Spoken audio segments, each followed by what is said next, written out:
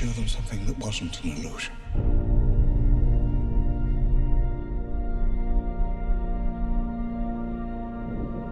Something that was real.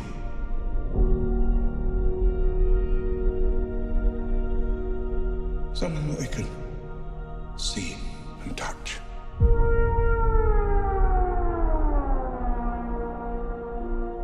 Creation is an act of sheer will. Life will find a way. Hello and welcome to the road to Jurassic World Dominion. What do you want to watch us look back at the massive dinosaur franchise that taught people the difference between a Spinosaur and a Pteranodon and showed us that life, finds a way. I'm actually Hobley, your host for this expedition. Joining me on the Trakt, Island, Nivola and beyond, Still and Blight. I'm going to be here to talk about Neill. Sam Neill. Wow, what a stretch. So yes, today we're talking about Jurassic Park III. But please be aware we'll be freely discussing anything and everything about the plot themes and ending of the film, so if you watched it, come back later. So let's jump into our discussion of Jurassic Park III.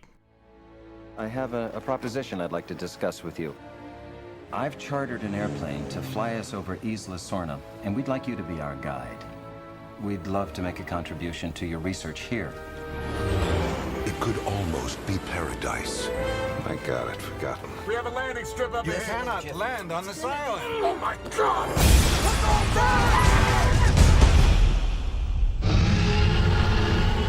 But in this forbidden place, where man has tampered with nature, This is how you make dinosaurs? This is how you play God. something unexpected has evolved. They can talk to each other. To a degree we never imagined. On July 18th, You probably won't get off this island alive. it's not just a walk in the park.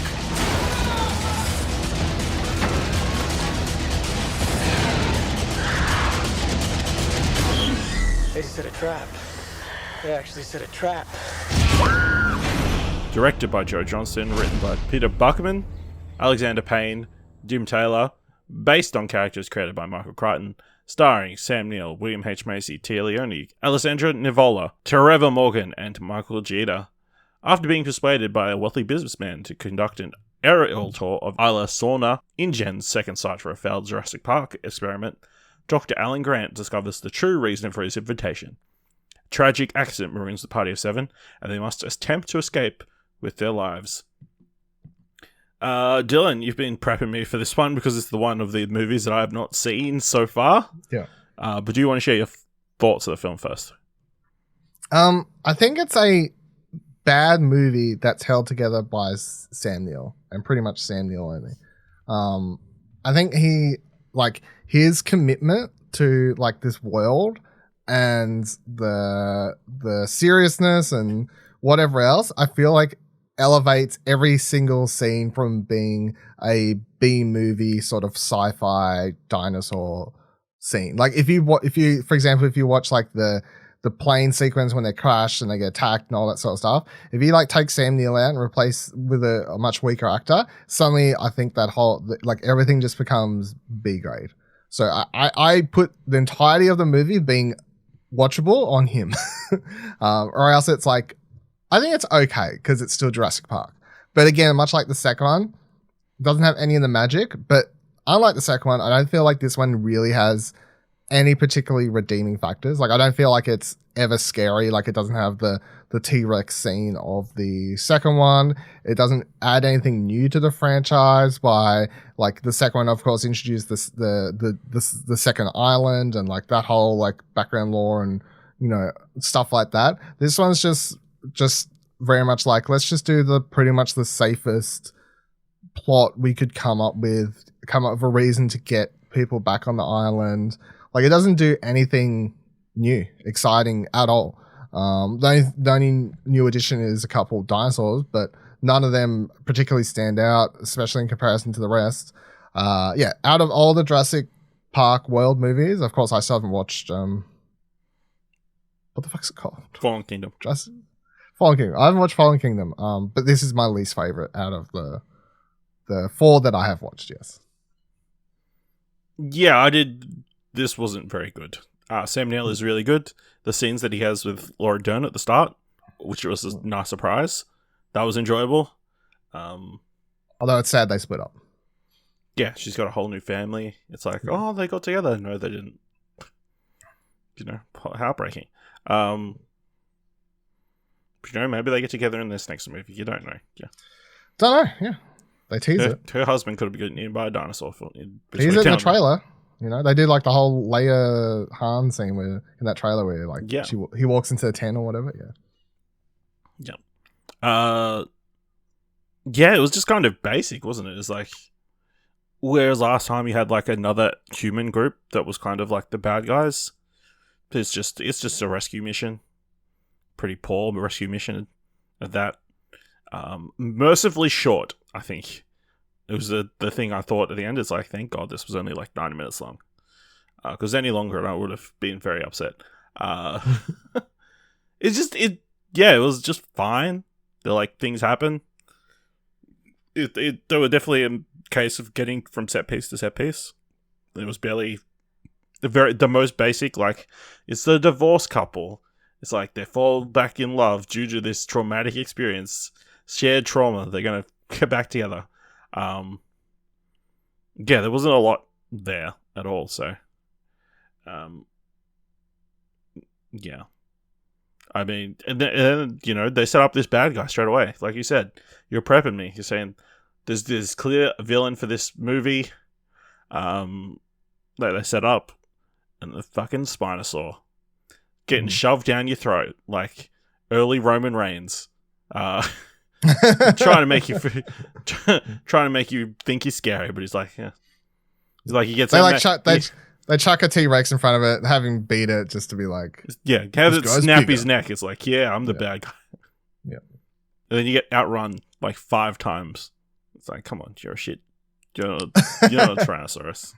I was Googling it to be like, is this thing actually bigger than a T-Rex? And the research says that, it could have been around the same size, maybe bigger, fuck knows. But anyway, it could have been it could have been a young T-Rex. Yeah. So. But the problem is like the first movie builds up, makes a T-Rex scary. Yeah. Second movie makes a T-Rex scary. This movie, you're not scared of this thing. Like, it's just that's the thing they have to run away from all the time. Yeah.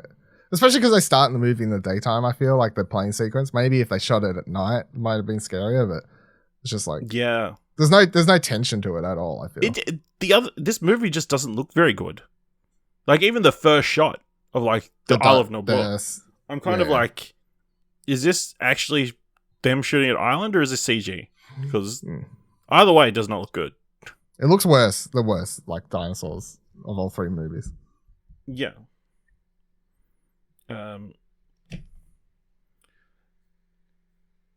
I think across the board it just does not look as impressive. Like, especially when you've got all these close-up shots of all the raptors as well, and I think they're all puppets. So I'll give them props for that. Well, they were in the first one. A lot of the close-ups. Yeah, but they didn't look as good. Mostly because it's like daytime, and it's like you can't really hide the rubberness of them, I guess. In retrospect, also watching this one with the Velociraptors, you're like, the way they're acting this lot more in line, because if you go from this one to World, you're like, okay. Yeah, this makes sense. Yeah. How this happens, yeah. Yeah. Although we never see the flute thing ever again, No. You would think that would be a thing they would use. They would have figured out, like, how to talk to them? Like, how to use it as an instrument, and then, to give basic commands. But no, they just teach them English. Easier, just teach them English. Teach them English. It's like so much simpler. It was interesting. I didn't realize William H. Macy. I think I knew Tia Leoni was in this movie, but they're not any fun for the first 75 minutes. Yeah. Why do you go to an island full of dinosaurs and start screaming? That seems like a very bad idea. Oh, it's so annoying. Whatever that kid's name is that she's yelling again, I can't remember. What is the kid's name? I don't know if I can fucking find it. Eric, that's it, yeah. Like, as soon as he wakes up on the plane, Eric! And then she, like, turns around the fucking microphone. What did you say? You're like, for fuck's sake. You dumb motherfuckers. Yeah. So it was fine, and then his assistant steals the raptor eggs, which you knew was the thing that he did, like from the second. Yep. He was holding his bag. It's like, oh, that's smart. It's just a bunch. I do like that actor. Like, he's good. Alessandro Nivoli or whatever. He's most recently from Many Saints of Newark. He's like the main character. Interesting. But yeah, he's really young here, obviously. Yeah. Yeah, I mean it's a fine movie. There's lots of silly, dumb jokes, like them being able to stave off a dinosaur because they're covered in poop. Yep. Yep. All right. That's a quick gag too. They just like it's literally played for a gag, and then they just move on. So. Yep. Yeah. There's a couple of other things that don't make sense. Like, how was he running towards the mobile phone sound, and they didn't run the dinosaurs behind them? I don't know. Yeah. All right. I like how also the mobile phone sounds so loud within the giant, hard to pierce dinosaur laden belly jungle. Yeah. Yeah. And the jungle, and everything. But they can hear this mobile. It's like the loudest fucking phone in the world, apparently, like ringtone. Ridiculous. Yeah. All right. Dylan, what was the dinosaur MVP of Jurassic Park 3? Jurassic Park 3's MVP dinosaur is the pterodons, or however you say it. Yep. Pterodons? We're in agreement here. Yep. I think. Not as good as pterodactyls, but I much purely prefer them. Because pterodactyls is like easier to say. Yes. And also they're like the most common version of like flying dinosaur that you see in everything else. Every dinosaur movie. And they're in the next film. But I've always had a fascination with that class of dinosaur, I guess, especially when I was as a kid. So I quite like them in this. I don't know what other differences there are, but other than the only difference I ever remembered is that the ones in this don't have teeth. The ones in the pterodactyls have teeth. Like I'm sure there's other differences, but still, flying dinosaurs, they're the MVP of the week. Yeah, absolutely. I mean, the scene of the baby pterodons trying to kill the little kid, that's kind of scary. Like almost that's my favorite scene in the movie. Is that whole sequence. Yeah, they're scarier than the main dinosaur too. So yeah, absolutely. Like being swarmed by these bunch of little things. I think that's what we're learning. Like, sure, the big ones are scary, but the little ones can be just as equally as scary. Sure. Although they had almost the exact same scene as your waterfall thing that scarred you last episode, where they've got him bleeding in the river, but he manages to survive. Yeah, he survives. It's not the same. No. That reminds me of the other thing I appreciated, like the raptors like nearly killing the dude on the ground, and they're going to go try and rescue him. That's a trap. They're using him for bait. Using him as live bait. Yeah. That's cool. That's cool. That was a cool scene where you can tell they stab him in the back to make him scream in the spine or whatever. And they're just like looking around, like waiting for someone to come running out for him. And eventually when they give up, they just like crack his neck. Yeah. Pretty good.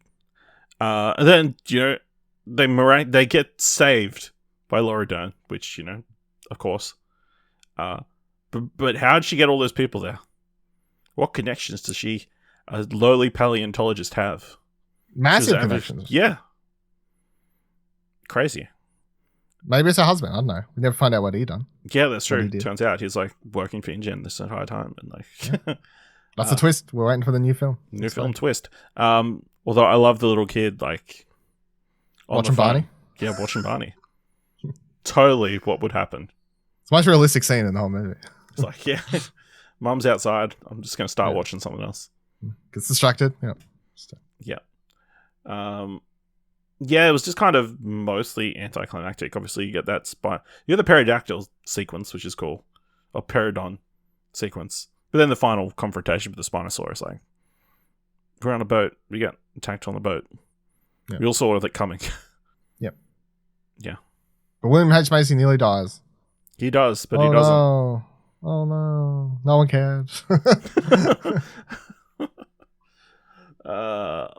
And then the Pterodons like get out of their cage and fly away in the distance. Yeah. You know, it's setting up the next movie. I don't know.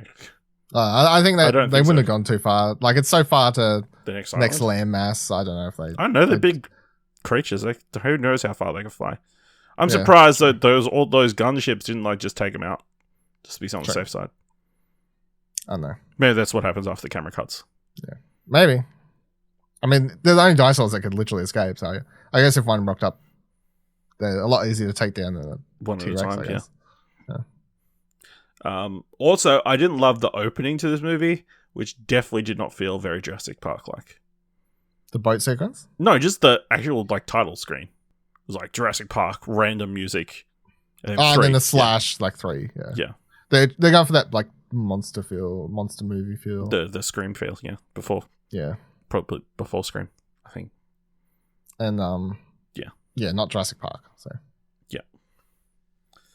All right. Anything else you want to talk about from? Nah, that's it for this one. No. It's very meh. It's very meh, but we got more Sam Neill. Yeah. You know, there was no force on Earth that was going to bring him back to one of those islands.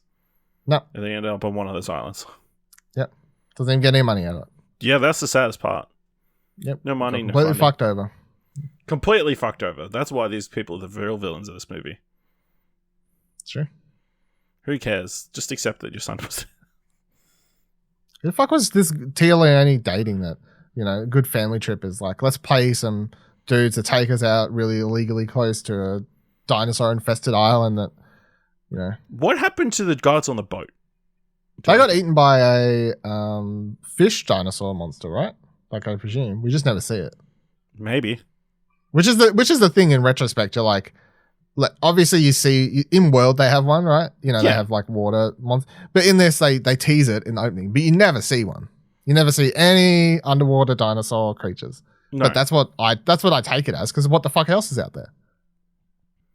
I mean, it could have been any other flying dinosaur. They would have seen it though, like the flying one. They're like, it would have to be some sort of fish. The only direction it could disappear is down under the water. Yeah, not up. So yeah. All right, let's know what you thought. Jurassic Park 3. By going to explosion.com/Twitter or jump into Discord at explosion.com/Discord. If you want to help us out here at What Do You Want to Watch, leave us a review on Apple Podcasts or on Podchaser, or tell people about the show, or leave us 5 stars anywhere that you can leave 5 stars. And if you're enjoying this road to Jurassic World Dominion, you want to help us out, head over to our Ko-fi page at explosion.com/support. You donate as little as $1. Thank you very much for listening. Until next time, keep watching stuff, I guess.